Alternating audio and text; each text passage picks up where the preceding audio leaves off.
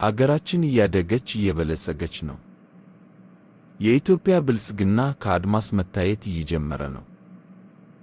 ተማሪዎች አድማስ ማለት ምን ማለት ነው?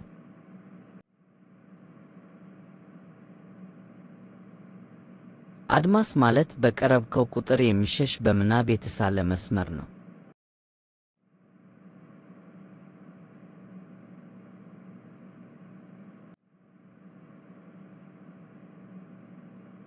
አገራችን እያደገች እየበለጸገች ነው።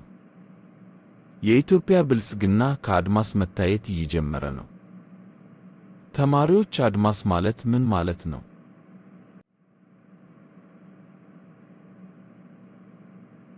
አድማስ ማለት በቀረብከው ቁጥር የሚሸሽ በምናብ የተሳለ መስመር ነው።